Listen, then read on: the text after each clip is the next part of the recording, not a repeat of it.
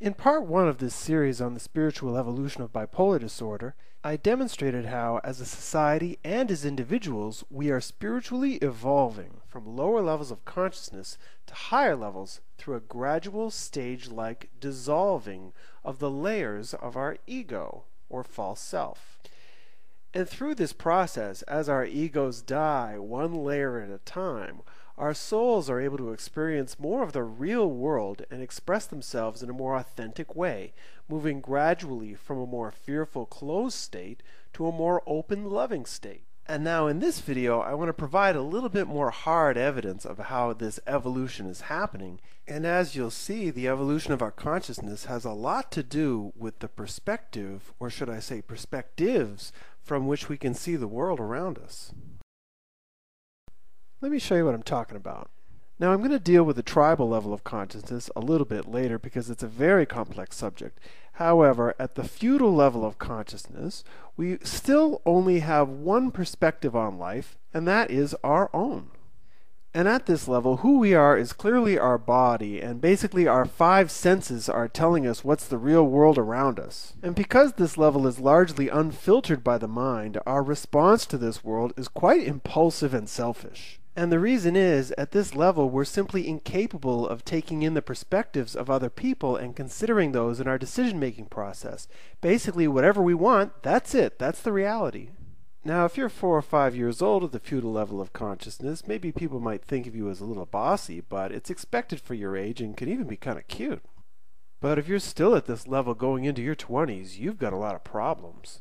Your selfish and impulsive desires to do whatever you want without consideration for others could have you ending up in jail or dealing drugs or involved with some other criminal element. Now, unfortunately, in our world today, there still are cultures that are like this in different parts of the world, and a good example is the slums of Rio de Janeiro, which are basically controlled entirely by drug dealers. The local police are very corrupt, and many of the women are involved in prostitution. And in fact, anywhere in the world where you have very high levels of unemployment, extreme poverty, very low levels of education, in this sort of environment, you're going to have a lot of people at the feudal level of consciousness. When we move to the traditional level, we go from having only one perspective on life, which is our own, to taking on a second perspective, the perspective of the culture we're living in. And with this second perspective, we start to see the world in terms of good and bad, or even good and evil. And what we learn in this duality is that basically what our parents, schools, and religions expect from us, that's considered the good, and we try and conform to that. And as for ourselves, we look at our own impulsive nature and see that as the evil or bad thing. And so, for better or for worse, we'll start to repress our inner nature in order to gain love and social approval. So needless to say, there's a fair amount of repression that happens at this level, but it's not all bad. These days, repression gets a bad rap, but when you're moving from the feudal level of consciousness, the repression of your selfish ways is a needed thing. And throughout history, it's been religion that's helped people find the straight and narrow for the most part, because people at the feudal level usually can't do it on their own. They need strong leadership and structure to help them become better people. Now, traditional culture is pretty easy to find in America today. Just go to any small town, particularly in the Bible Belt, and you're going to find a way of life that really reflects this two-perspective way of thinking. At the modern level of consciousness, we take on a third perspective, and that perspective is of the rational mind. At this point, we're no longer satisfied just obeying certain rules because they're written down in a book. We want to start actually looking at the facts of a situation. So for many people entering the modern level of consciousness, they find their religion quite difficult to deal with. For example, they might start to question creation stories like the world starting with Adam and Eve. Or they might have even deeper rational questions like, if they're going to heaven because they're Christians, what does that say about the billions of people in the world that are not Christian? And then there's the biggest question of all, does God even exist? And for the modern mind, if you're going to argue the existence of God, you better have your facts straight. And then along with all the rational questions that religions are unable to answer, there's also the problem of the conformity as well.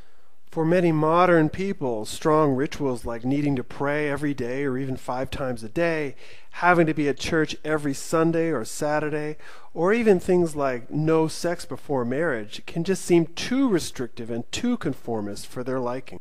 And as a result, it's not uncommon for many modern people to walk away from the religions or even become atheists or agnostic. And I think the best example of a modern level of consciousness can be seen in New York City, where people are not praying to God for success, but actually getting out and working their butts off to get it. Now, once you move through the modern mind, something remarkable happens, because basically what you start to see is that no matter how hard you work, no matter how successful you become, there's still a certain emptiness inside of you. Because you see, all along this journey of life, you're being told that your happiness, your satisfaction is just up ahead, and yet it never quite arrives. And it's at this point that many people start to ask themselves, what is the meaning of my life? What is the purpose of my life? And why am I here? And so while the rational mind does get rid of the irrational beliefs of the lower levels of consciousness, it also starts to come to the logical conclusion that rationally, life is completely meaningless. And there's something about that answer that simply just doesn't compute. And so in growing exhausted of the cold rationality of the modern mind, a person awakens to the multiple perspective view of the postmodern mind, especially because until now you've had the assumption that there is a certain fixed reality out there that you're responding to. But all of a sudden now you're even starting to question the nature of reality and the nature of who you are as a human being. For the postmodern level of consciousness, there is no one truth out there like the rational mind believes, or the religious mind believes, or even the impulsive feudal mind believes, that there are many truths for many different people, and it's impossible for any one person to say who's right and who owns the entire truth. Now, with this passion for diversity, from a spiritual standpoint, it's at the postmodern level that people really start to explore different ways of approaching spirituality and religion. And as a result, there's a lot of what has been referred to as the New Age movement in this postmodern level of consciousness. And that movement has taken a lot of criticism because it seems to encompass all kinds of different belief systems. But that's what to be expected at the postmodern level, because the postmodern level is so open, it really doesn't discriminate at all against one style of thinking or another, provided that that style of thinking is not exclusive. And that's why in the 1990s you really saw a surge in interest in things like Eastern spirituality, Hinduism and Buddhism. You saw a boom in tarot cards and tarot card readings, psychics of all kinds, as well as an explosion in self-help books and spiritual books like the Celestine Prophecy, which was #1 on the New York Times list for an entire year. And of course, let's not forget the quantum physics, which had everybody asking themselves, what the fuck do we know? And maybe that should be the mantra for the postmodern level of consciousness, because at this level, your focus is on taking in different perspectives and trying to come to a mutual understanding. And as a result, sometimes it's a quite confusing level to be at, and especially in the world of work, it can take a very long time to make a set decision, because who am I to say if my opinion is better than yours? Now, as you go through the postmodern level of consciousness, you start to realize a few blind spots to this level. The first being that this level is very complicated because you're always looking at different perspectives. And out of this, you start to realize that you need to develop something within you to help you decide amongst different opinions which is the best way to go. And that thing you need to develop, we call our intuition. Now keep in mind, this doesn't mean closing your eyes to alternate perspectives. It just means being able to intuitively choose which is the better perspective to go with depending on the situation. It also means learning to trust your feelings, because the intuitive voice is not coming from the mind. It's coming from your soul. And you can only hear the voice of your soul when you're in the present moment. Now, if you haven't figured it out by now, being in the present moment means being in an open state, a state of love. Anytime we're in a state of love, we're in the present moment. Anytime we're in the present moment, we're in a state of love.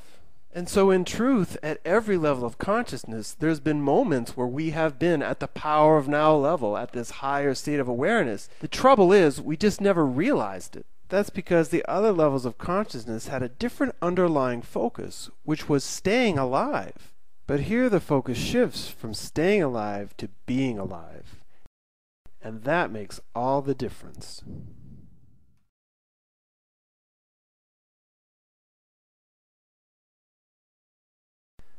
Now, before I get to any conclusions on the spiritual evolution of bipolar disorder, we need to take a look at the tribal level of consciousness, and in particular, the role of shamanism. Because as you'll see, if you want to understand the bipolar mind, first you need to understand the shamanic mind.